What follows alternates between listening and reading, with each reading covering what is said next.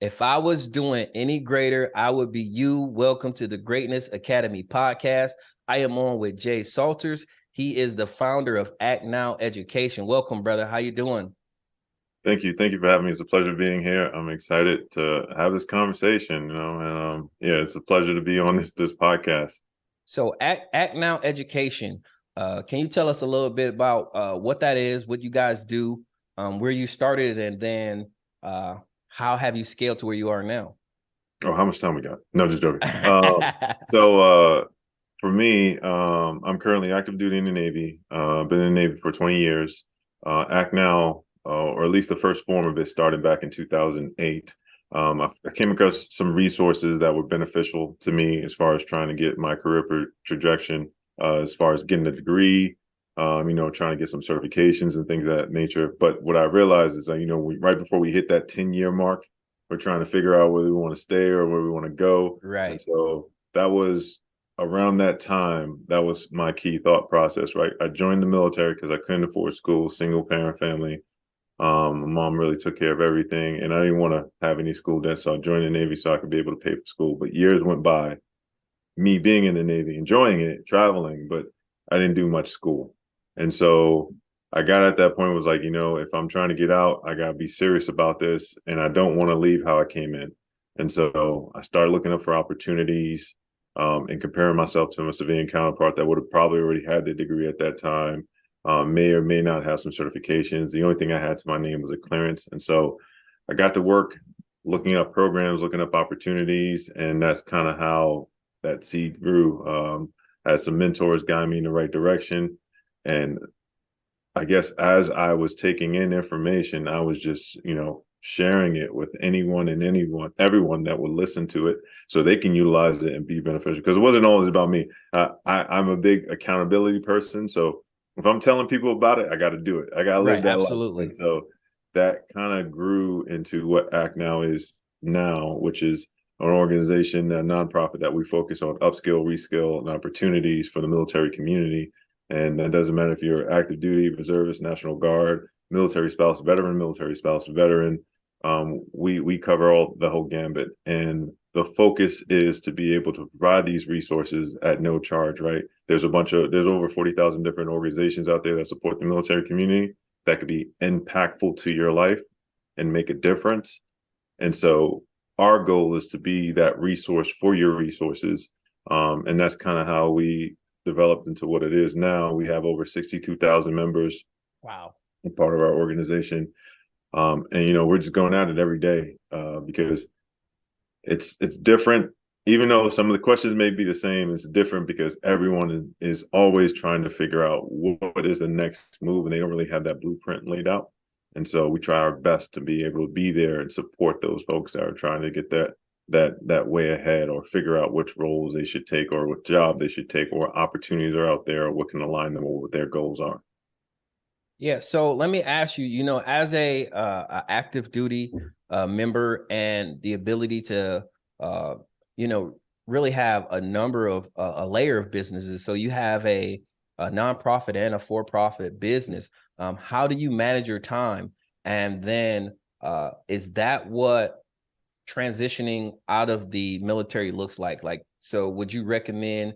So I guess that's kind of like a loaded question, right? No, Would not you would you recommend someone who is on active duty looking to transition to start while they're in, or is there it, or just does it depend on who they are? I would say 100%. The goal is to start now. I don't care what it is that you're doing in your career, your life. If you have a goal or aspiration to be an entrepreneur, a business idea, um, do it while you're still getting paid by the Navy or the military. For I'm getting paid sure. by the Navy, but do it while you're still getting paid by the military, right? Because what it allows you to do is it allows you to understand and develop skill sets that are going to be beneficial to you. We all know about time management because, when we're deployed or we're doing different things, there's always competing factors. Missions always have competing factors. There's always competing priorities, right? We have to be able to balance that out with our household, our family, our friends, the situations that happen in life. And so, for me, there was no perfect moment to get into it. I wasn't really even considering being an entrepreneur until one of my mentors was just brought the game down real simple to me. He was like, look, you have a lot of skill sets and you have a lot of talents. Why do you not see yourself in this position? And, at that time, it was just like something that I don't think I have the ability, not this ability, but, the belief in myself to Mm, do it. mm, But he painted that clear picture. He was like, look at everything that you're doing. And he's like, if you apply just a percentage of what you're doing, to yourself and to, supporting developing in a business, it'll grow, it'll flourish as long as you make sure you do everything correctly. And I was like, you know, you're absolutely right. I should definitely look into it. And then, I haven't looked back. Um, I've done a lot of great things in a time span that I've been in entrepreneurship. Like I said, I think that conversation was around 2015, right? And uh, I've had opportunities and coached and helped businesses grow, expand to six figures. And then, like for me, like I guess like a real moment that changed me was early this month, not early this month, early this year. You know, I hit the six-figure mark nice. within a month, right? And we made close to 380,000. And I was just like, man, if I can do this, what else can I do? Yeah. If you could do something once, and you can expand and grow. And so I was like, yeah, let me get to it. Yeah. Especially in a position where you started off not knowing that you could do it. Yeah. Then you probably set some goals and then completely superseded those goals. But now looking at where you are now, I think that just removes the ceiling. Like there is no ceiling anymore. And so that I think that's amazing. So I know you talked about halfway through your career, you Hmm. start realizing, hey, I probably need to take advantage of this education. Yeah. For transitioning, not even just military members, but just people in general, transitioning and looking to get out of one gig and into another. How big is does education play a factor in that? Education plays a major factor, and it does depend on the industry, right? And so Right. some industries certifications weigh more than degrees, and other industries degrees hold the weight. And in some industries, neither of those are needed, and more so apprenticeships and being able to take advantage of on the job training. Those things all depend on the type of field, right? So, like, I give you an example. If you're trying to become a software engineer, right? That takes a lot of schooling. There's not really a lot of certifications related to that, aside from the certifications related to program languaging and things of that nature. But you would have to have a background in engineering, right? Software development, Right. whether you do a front end or back end, right? So that you can be able to be familiar with the systems, the technology, and how to put things together. And then start to grow your wings on how to develop whatever the company or organization wants you to do. And so it really just depends on the lane. I would say one of the biggest ways to kind of close that gap, if you're trying to figure out how to get into a field or you're interested in a field that you may not feel like you have all meet all the wickets, is finding mentors within those fields. There's programs like Veterati, which they offer coaches that can talk to you for an hour. They talk about a whole bunch of different programs. Like they're all connected to different companies and organizations. So you can find something that really fits the thing that you're looking for or the field that you're looking for, connect with them, and then be able to touch base and like, okay, this is what I want to do. Can you kind of tell me what the day in the life of? What type of requirements or certifications did you have to get? And it's always easier to find out about a company or organization if you got somebody opening the side door telling you the information that you need rather than you putting an application in. Not saying anything about putting an application, but it's more helpful when you're using your network to connect to opportunities opposed to that. And so as long as you're connecting and reaching out and setting your goals, like, okay, I want to get into this field. I'm going to meet with maybe 2 or 3 Veterati mentors. I'm also going to use ACP. I mean, 2 or 3 Veterati coaches. I'm going to meet with ACP mentors, which is a 12-month program with Fortune 500. And they're really detailed. They go through every single thing that you could possibly need for military spouses, veterans, and transitioning service members. And so they match you with someone that fits what you're looking for. You can ask them the same questions, make sure that they're in the state that's near you or in the same state. That way you can connect with them and then build from there. And then that'll help close that gap and being able to find those opportunities. But as going back to your original question, yes, degrees play a major role, so do certifications, but it does depend on the type of industry. And the best way to be able to determine that is reaching out to folks that's already doing those jobs that you want to do. And I think you said it basically uh, in everything that you laid out. Like the secret sauce is education, networking, and having a mentor. Yes. Um, and what order or strategy should people seek uh, to have those things? Should you educate yourself and then find a mentor? Should you get a mentor who knows what you want to do and then let them guide you towards the education that you need? What would be the? I mean, we got the secret sauce in the pot, but how would you mix it? Yeah, so you want to put a little half of sprinkle of this. No, no. So what you want to do is you definitely want to, and I would say start with the folks that's already in the field, right? The folks that's already doing the job. It's always easier to close that gap when you're talking to someone that's been there, done that, and they're going through that process, right? And that way you're not wasting any energy on things that you don't need to waste on. You're being more efficient on, I'm focused on this, I need to knock this out, and this opens the door. Everything is not a one size fit all. No one's transition is the same. No one's, transition into job opportunity is the same. However, having, some opinions on subject matter experts or folks that are in the field can help save you time, energy, and effort, right? For sure. Um, a conversation I had was before I was trying to figure out what I wanted to do, I wanted to get into electrical engineering. And so this was probably part of my later part of my career. I already was mostly completed with my master's degree in cybersecurity. And I reached out to a mentor and I was like, I just want to be able to have that conversation on the engineering level on, things that we want to develop or R&D or capabilities. And then I talked to him and he was like, engineering is electrical engineering is a young man's game. And I was like, what do you mean by that? And he was like, is nothing wrong with you want to go down that path, but understand that this is not just like a direct path. There's some things that you would have to do in order to line yourself up with these certain type of careers. And I was like, and that helped me understand, right? Rather than me just diving in and not getting the facts right and then looking for the opportunities, it helped me clearly understand. Okay, it's like well, maybe this is not the angle that I want to go, Right. and turned out not to be after I had a few conversations with other folks. That, but if I would have just went to school and started taking those courses, trying to pass that calculus or the algebra and like trying to get through that or any physics courses, and then getting the degree and then realizing there's more of that process to it, it would have been a little bit different for me. So I'm thankful that that was something that one of my mentors told me as I asked them questions about that. And so it's helpful. Yeah, that's amazing, man. Because I know when I first started my business and I just kind of hopped into it and have a certain skill that whatever I see I can mimic, Mm-hmm. but not having a mentor probably for the first 3 or 4 months was probably the biggest mistake So, I've ever made because I was just doing it.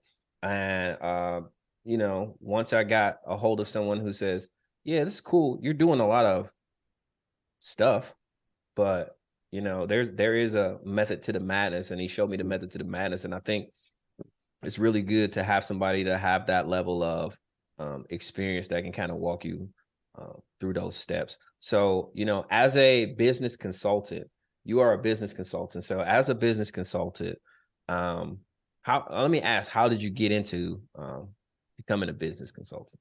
so it, like I said, I don't think anything is by plan, it was by nature. Um, I would go to do things. I was doing things for a nonprofit at the time, and I would show value, right?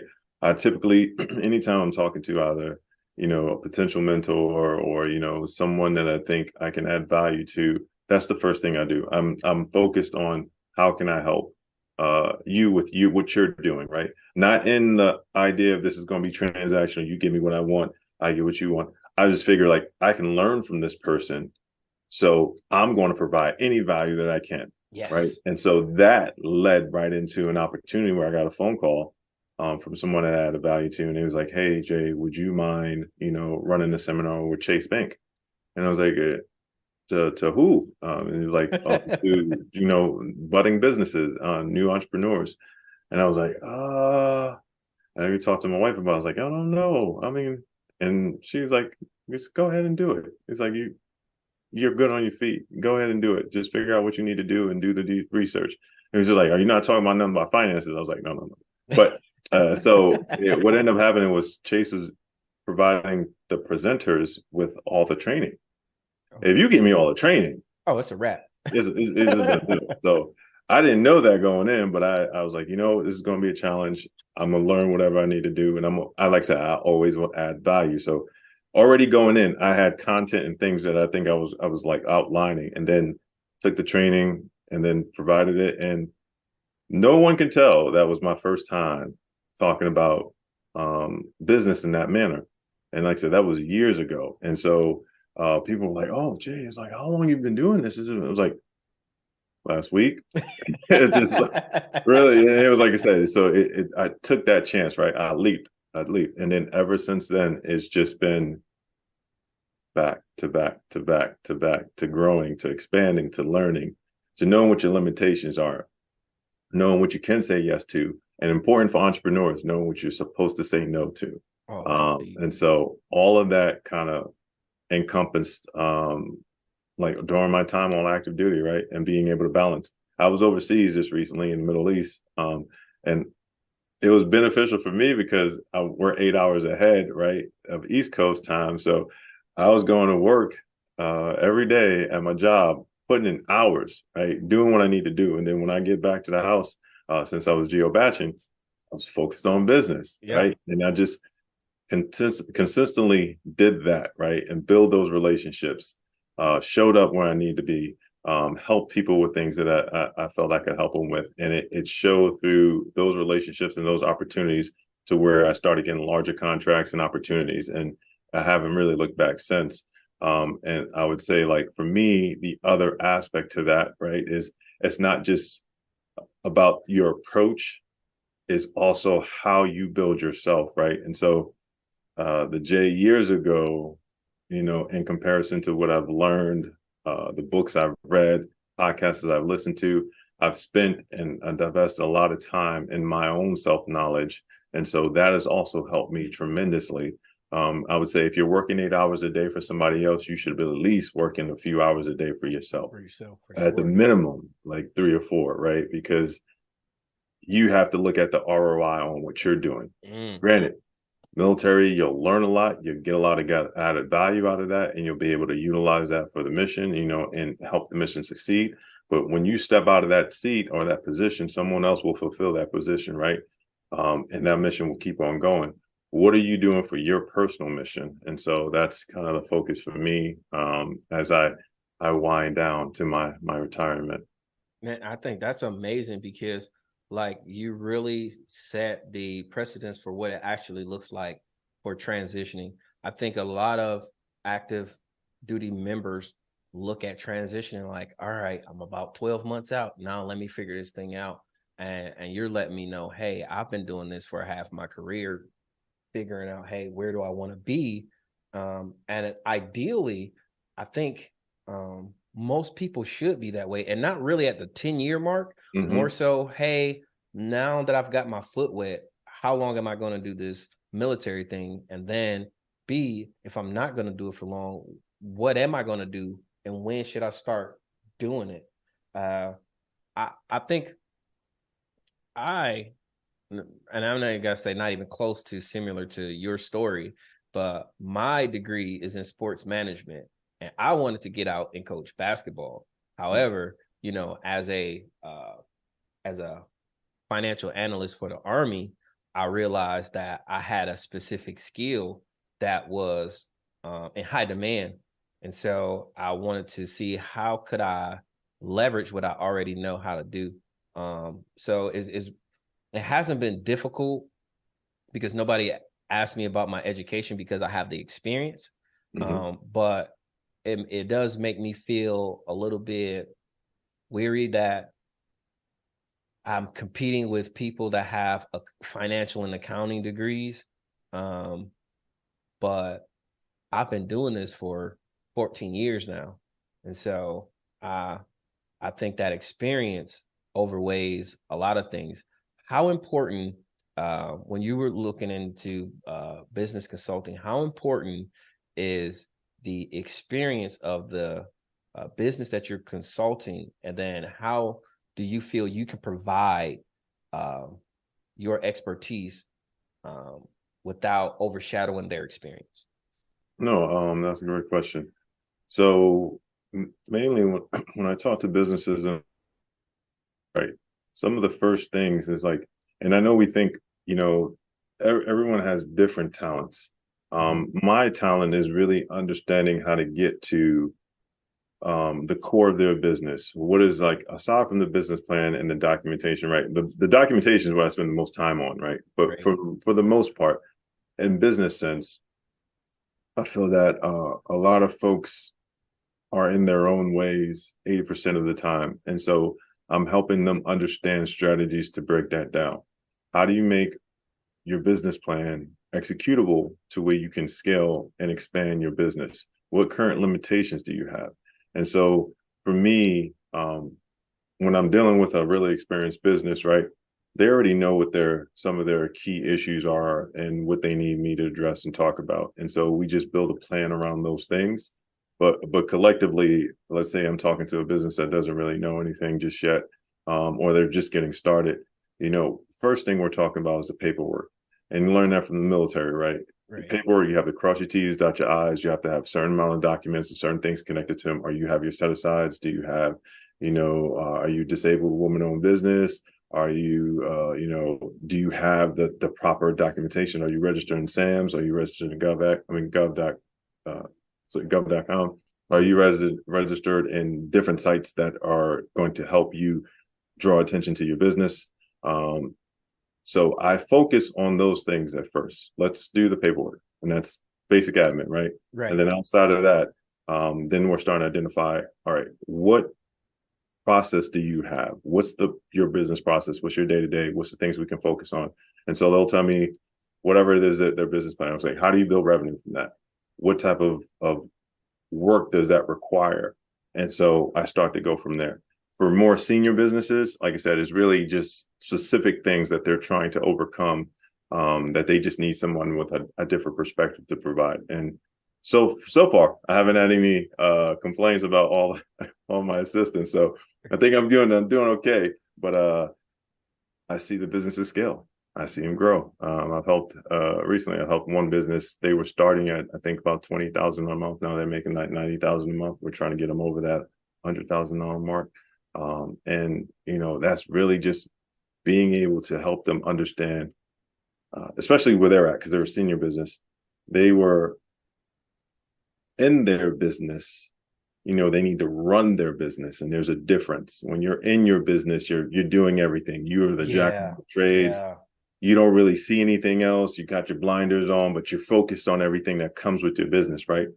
But you need to run your business as if I was managing this company, who would I put in place, or what aspects would I change to be able to manage it more efficiently? Because for the people that are in their business, if something, God forbid, something happens, it's hard for you to kind of keep things going, right? Right. You get sick, your business is down for a day, right? And so you have to be able to start looking at what that scaling opportunity looks like, and that's kind of what I focus on, and that's kind of what I talk about. And like I said, it's been a blessing because even through them, I learn about angles and different things that I should be doing with my business, because it helps me stay grounded on, okay, these are different aspects, these are different approaches, but everything from social media expansion to how to get out their target market, what their target market is like, what are the things that they're working on.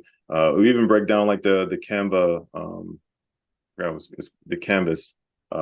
She was essentially is a sheet that has your distribution, your partners who you have relations with, your revenues, your channels, your overall approach to your business, kind of like a quick snapshot of your business, and then moving from there. So yeah, that's kind of what I do when I touch base with businesses. Yeah.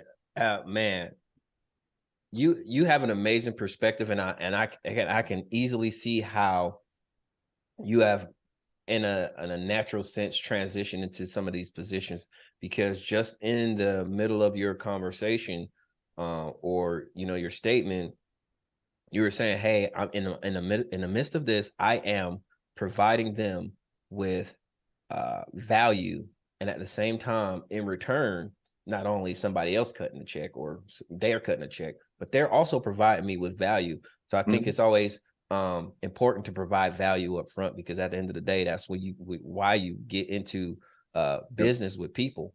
Um, and then in the most and in talking to you, you are a super, super humble guy. But I want to talk about the prestigious Bob Hope Award.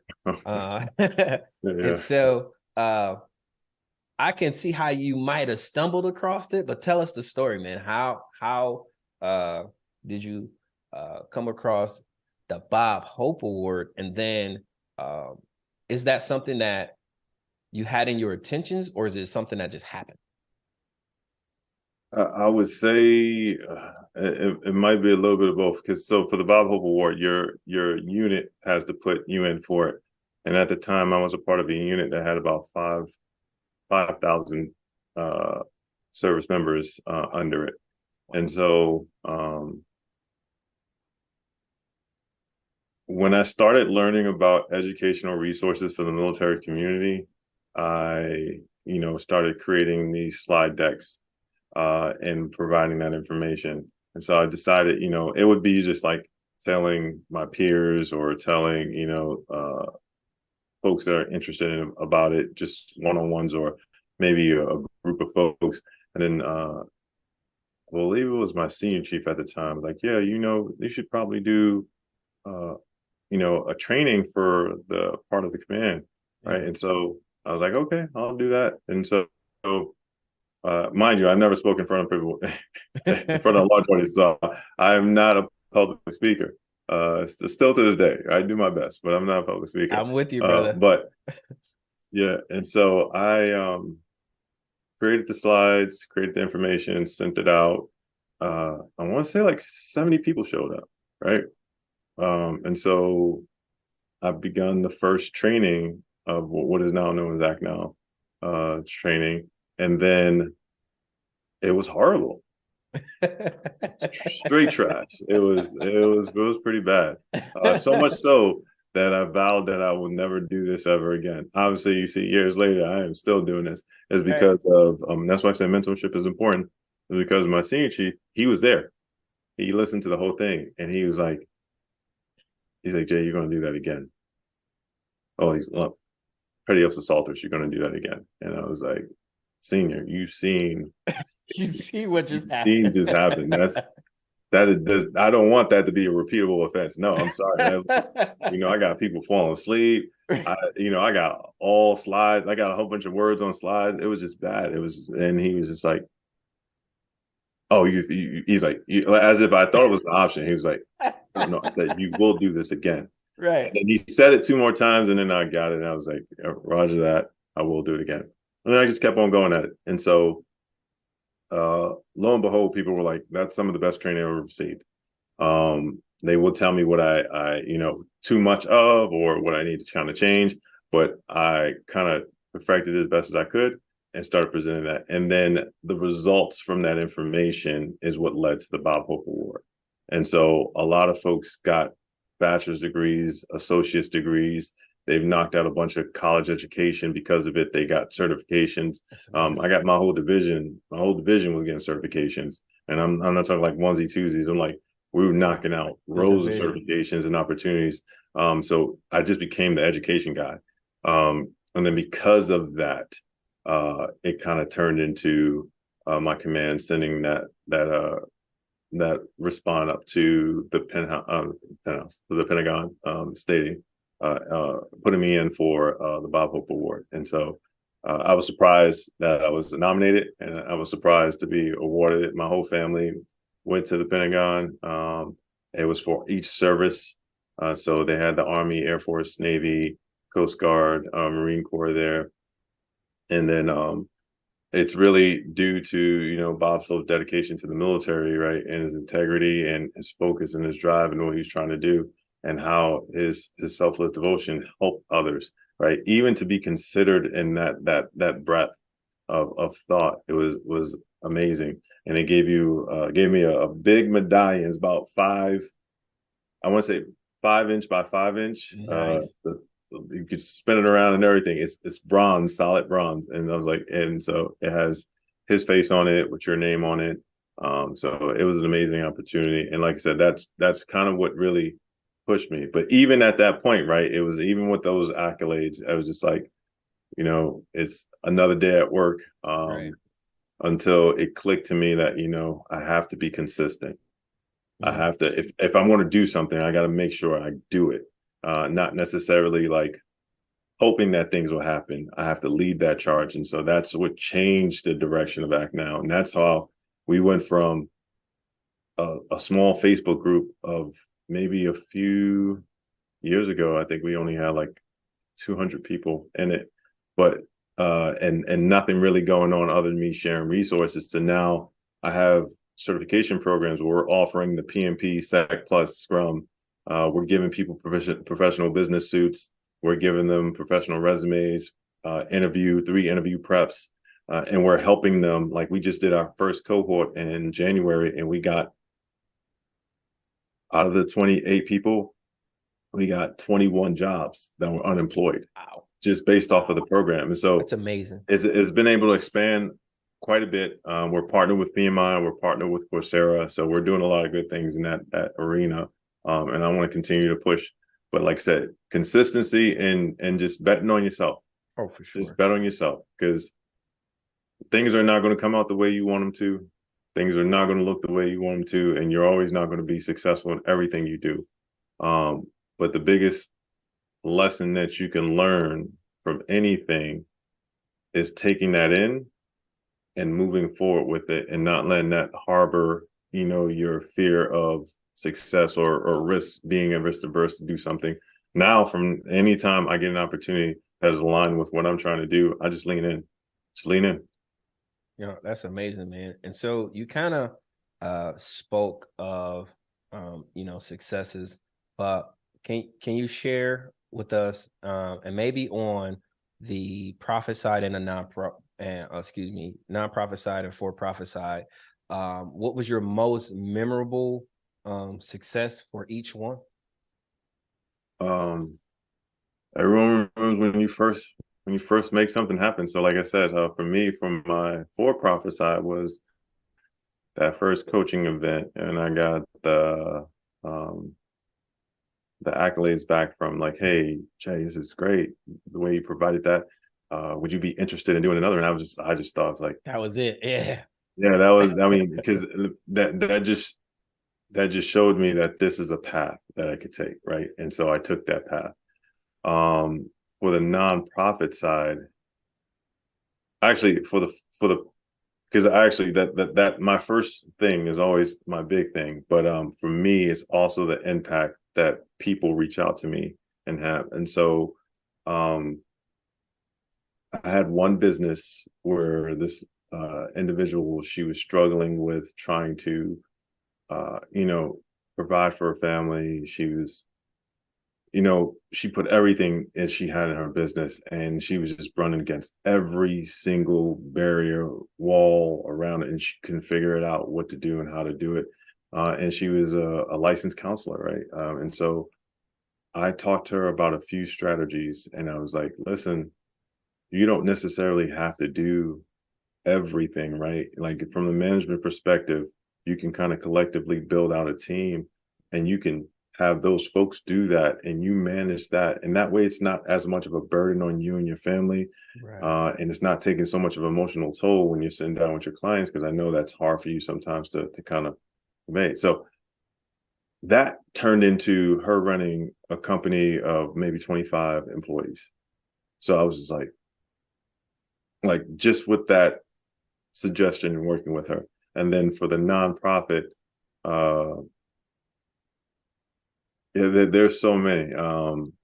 Anytime, and you can see now, especially on my LinkedIn, anytime where I'm able to help someone understand their value, uh, and what it means to just be able to believe in themselves and see the difference, that means the most to me. And so I got a lot of stories like that, but I'll talk about one individual who was in my first cohort from Alpha Platoon. We go by platoons for each of our cohorts. And so Alpha, Bravo, Charlie.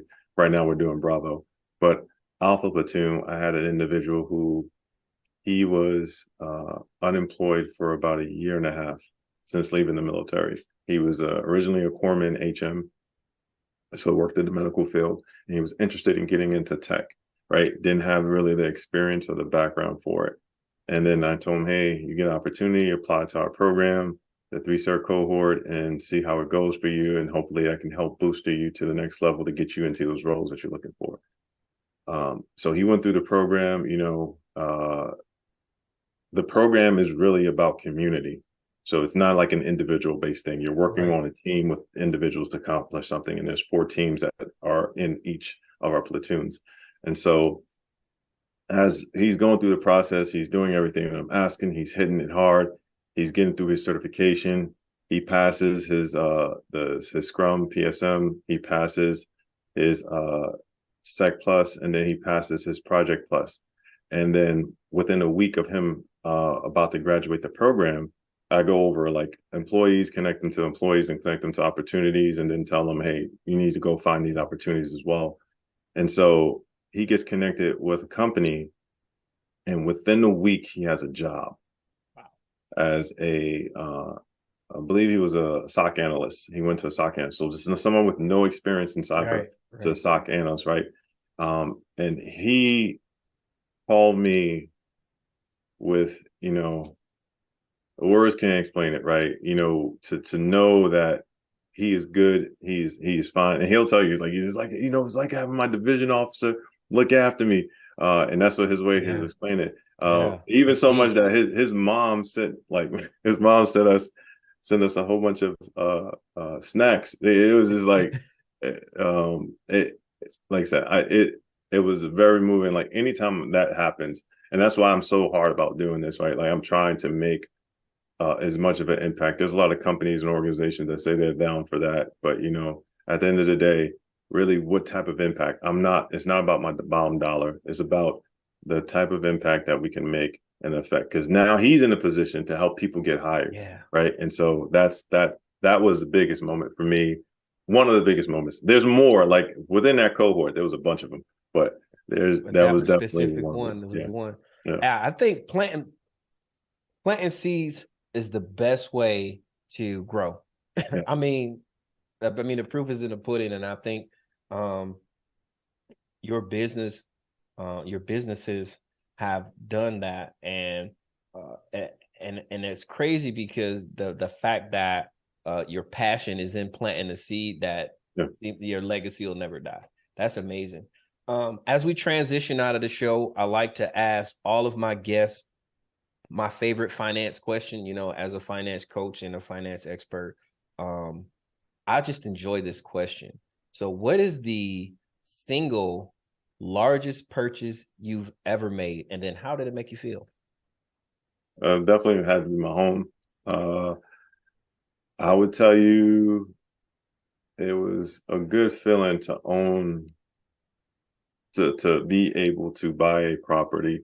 But the unique aspect about my particular home was I was deployed overseas when we went into this, and my wife is an amazing woman. She was the one who found the home, did all the work for it, and it wasn't like we did not. It was a smooth sailing. It was a battle to get this house.